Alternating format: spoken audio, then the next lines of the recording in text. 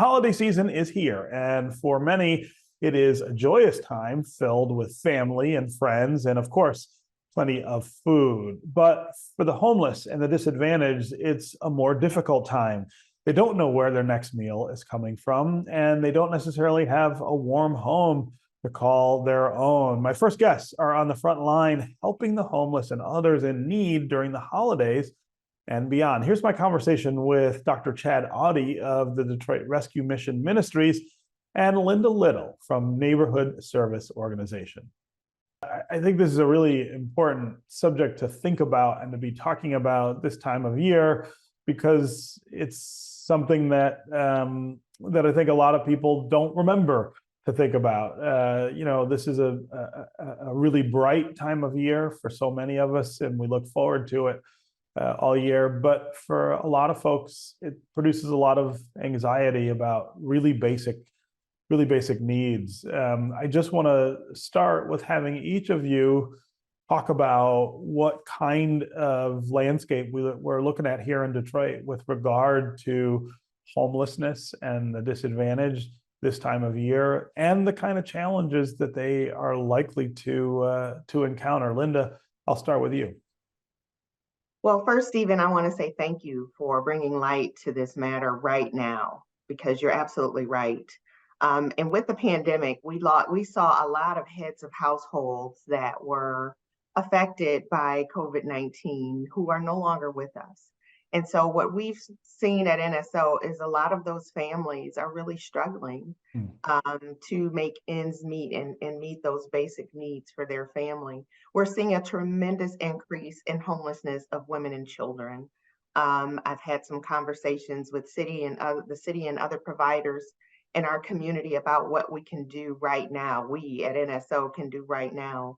And we are starting a Housing First Fund, thanks to United Healthcare, Huntington Bank, and Meridian Health Plan. We're able to put some dollars in a pool for all those calls that we get to help people stay in their homes. That eviction moratorium is now lifted, and people just aren't able to pay that back rent. So we want to keep people housed during this cold season. You know, we offer a full continuum of homeless solutions, but let's first keep people housed. Let's try to keep people in their current homes.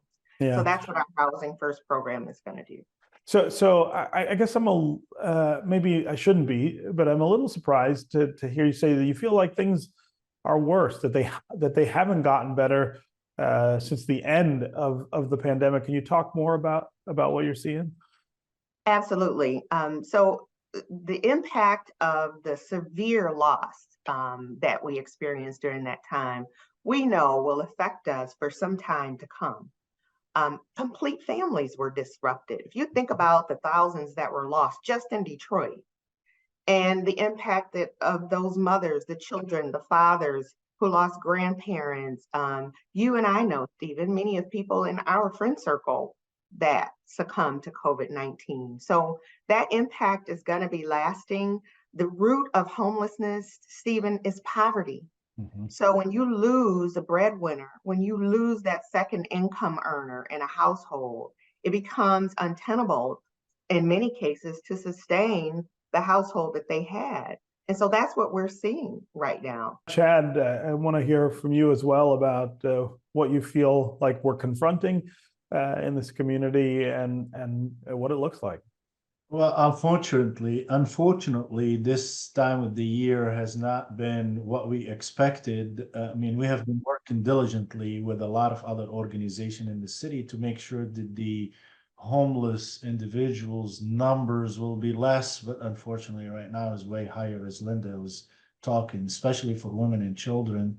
And also for men as well, the number is not decreasing at all. Matter of fact, the latest report showed that there was about 7% increase over the last year of homelessness.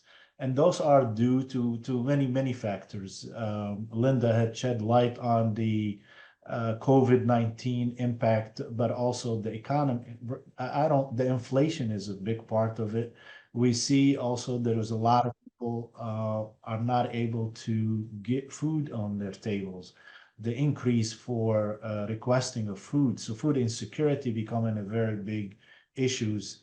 And right now we are in discussion that we would have to open another 600 bed for the city of Detroit. As we speak right now, there's a lot of talks about how can we come up with 600 beds, which we are already working on now. I mean, we're providing probably about 400 so far. And I know NSO is going to be working and a lot of other organizations gathering together. The good things about Detroit that we have a good organizations and good people with good heart that they will do what needs to be done. But the fact remain, we have an issue with homelessness and it's growing, it's not going down. Yeah. We have issues of substance abuse, we have issues of mental health that creating a big impact on affecting the number of homelessness. So I wish today I would have been able to say the numbers are going down. Unfortunately, the numbers are not going down, and we need to do way more work. And the bottom line, we need more housing, which is there's not enough stock in Detroit anyway. And this is a major thing that we would have to work on. Where do we take the people off the shelter and the warming center after we bring them in? And how are we going to work with them so they can get back on their feet so they will get off homelessness? That's the major issue that we're facing today. Yeah. You know, one of the things I think is always really important to emphasize when we talk about homelessness in Detroit is the fluidity of the problem. In other words, I think a lot of people think there is kind of just a permanent homeless population, and that's what needs we need to meet. But really, the face of poverty and homelessness in Detroit really comes and goes. I mean, somebody gets fired from a job, or has a medical emergency, or has to have a car repair in a month, and all of a sudden they're facing this kind of crisis that they weren't last month, and that's a different kind of problem to have to manage, I think, than people who are permanently unhoused. Chad, I'll start with you first this time, just to talk about that challenge in particular and what it calls on us to do.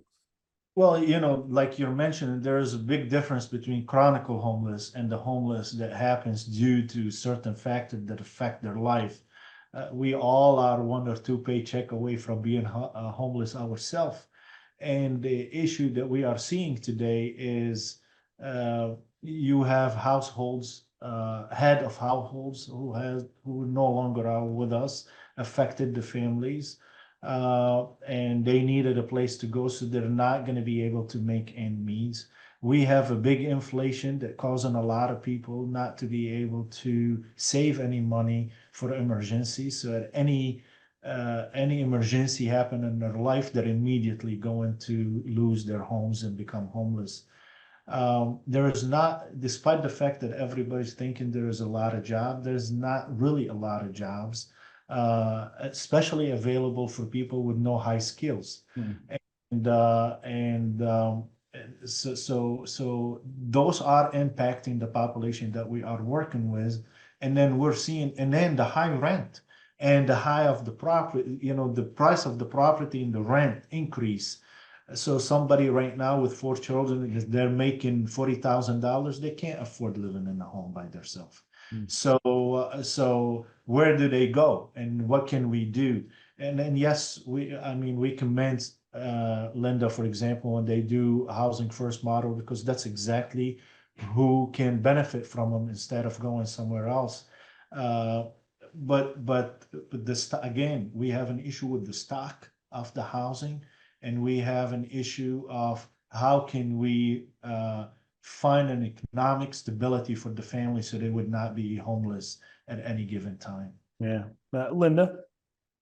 Yeah, I agree with everything that said. And, you know, in Detroit, I work with McKinsey as our thought partner. We've done affordable housing summits, brought in key stakeholders from every sector of our community. to discuss this issue because it is impacting everyone, workers everywhere. If you live, work, or play in Detroit, this problem is affecting you. And so we need to bring real solutions from funding, the housing unit crisis that we have, and then policies. If somebody is, we just started a medical respite program for the homeless. So if they're discharged from the hospital, they'll have a safe place to get continuing care. But we had to work with the continuum so that that stay post-discharge from the hospital doesn't count against them when they're looking for housing solutions, because the policy says if you stay someplace for one day, you have to start all over again. Yeah. We need to look at these things, that there are things that we can do from a systematic approach that can help alleviate the perpetuation of homelessness in the climate that we are serving in. And then also, 30% of Detroiters spend 70% of their income on housing. Yeah. Just housing. They are literally one small crisis away from not being able to pay their rent or their mortgage on time. We have to solve that issue as well. We need to look at, McKinsey is working with world leaders on an economic empowerment line. Instead of the poverty line, let's go to economic empowerment so that people can actually live and afford where they live. We have a real problem. We're on the precipice of a crisis here, but I believe in Detroit, and people are coming together to talk about how we go upstream and not just fix the shelter bed issue. We have to do that, but let's go upstream and let's address some of these economic factors that are impacting families. Like that's how we started this fund, this Housing First Fund, to keep people in their current housing, and let's work with them to address the root cause of that destabilization. Yeah.